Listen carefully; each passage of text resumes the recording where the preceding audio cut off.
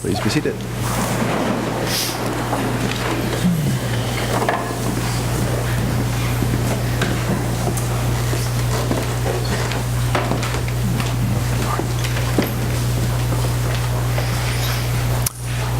What a powerful little story that is.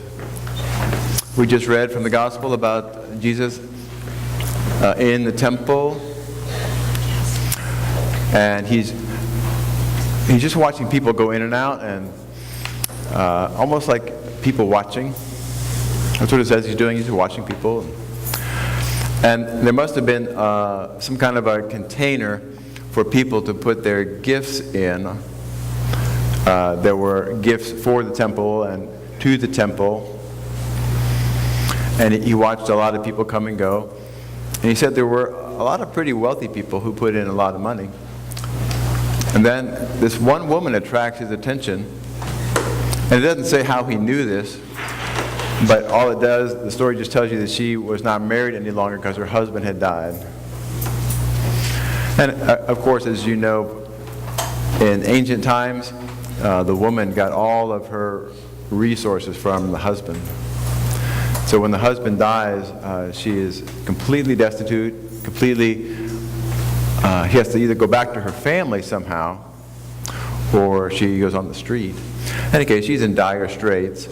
And it says that she had these two little copper pieces of metal, copper coins, and in our translation it says they're worth about a penny. And it says that it's all that she had to live on. And she drops them in the collection plate for the temple, which obviously struck Jesus in a pretty powerful way. So he calls all of his students around. He says, you know, of course, because she gave out of what even she didn't hardly have. She gave much more than the people who gave a lot of money out of their abundance, their extra money. And for her, there was no discretionary fund. This was not a discretionary act. So, pretty powerful things. And just to be real direct about it, the two things that I drew from the story I wanted to share with you. One is it seems pretty clear that because this was all she had to live on, that when she gives this money to the temple in Jerusalem,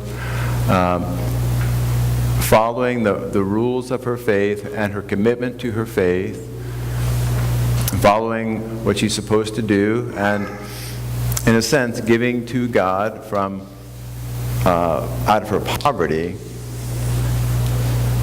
she's really giving from the center, the center of her life.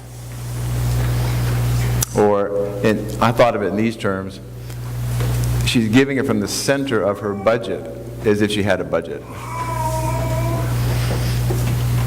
It's not the last thing on her budget, it's the first thing on her budget, which is really interesting.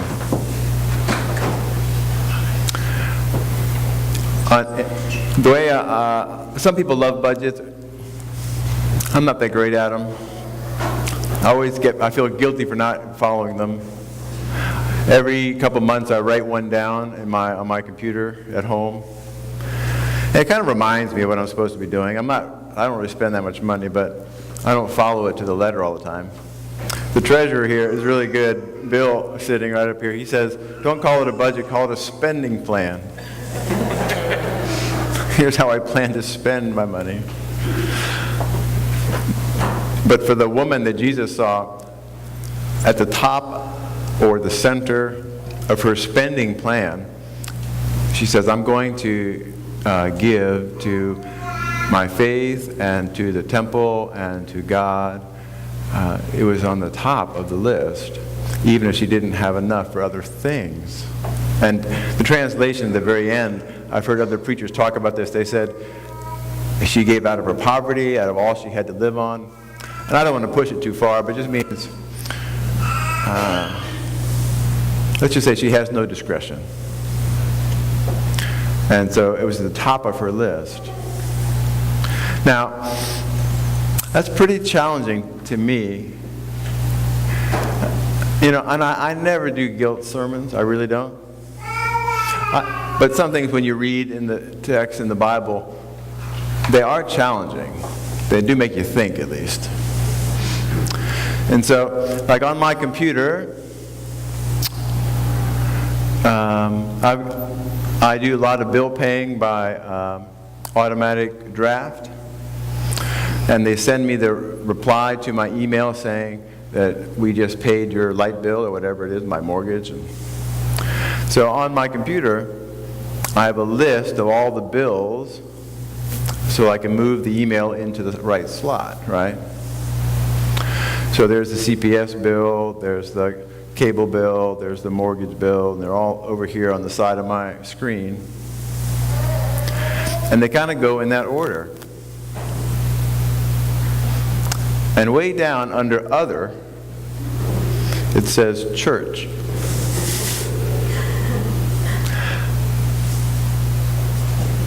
I don't know what that means exactly. You know what that means. Anyway, and let's just say I'm not exactly the widow. It's not the first thing on my list. It's not the first, I hardly write checks anymore, but it's not the first check I write. It's at the bottom of the list, kind of when I get done with the rest of the stuff. So I just want to think about that. And to be honest, on my budget sheet, the one I write out, it follows the same pattern as the email sheet. I've got the mortgage at the top, then I got the light bill, and I've got all the other bills, and somewhere down towards the bottom when it gets into like Other, and it says payment to the gym, and savings for vacation, and extra money for Christmas. Somewhere down in that part of the statement, it says church. Anyway, I'm just thinking. I'm just saying. So that's the one thing I wanted to share from the story. Somehow for this lady who didn't have a whole lot of anything, the first thing she wanted to do with her money was to remember who she was in relationship to the temple, who she was in relationship to Judaism and to her faith, and who she was before God. So that the very first thing she would do when she has her money was to drop something into the temple. It was first, not somewhere down under Other. And then Jesus is most excited. This is the second thing I got from the story. Jesus is most interested in the fact that for her, what she gave was a tremendous proportion of what she had. Because he says, all the people with abundance and discretion and extra money, they were giving lots of large sums. But then he tells the disciples, she gave so much more because she didn't have any extra. And that she gave out of her center, really, out of her non-discretion. So proportionally, she gave much more than the other people did. So she kind of gave first, and she gave a large proportion. That whole proportionality thing is kind of tricky too. I mean, some people aren't even into money and to numbers enough to even have a stab at what proportion of their budget goes to what things. Like how much of my income goes to various things. It's like, I don't know, I don't do that many calculations. Like how much is what proportion is my house, and what proportion is my vacation, and what proportion is Christmas gifts, and I don't do that much math. But on occasion I have, just to do an exercise. And so I know what proportion of money I give to the church. And it's probably around 4 or 5%, something like that. And Of course, I give some money to other people and other things, so the amount of money I give away is higher than that, but it's not a gigantic proportion. It's just almost like under other. So, having said that, I don't really do guilt sermons. But when you read the story, it does make you ask questions. It's like, I wonder about that. I wanted to just throw this last caveat in before we wind up for today.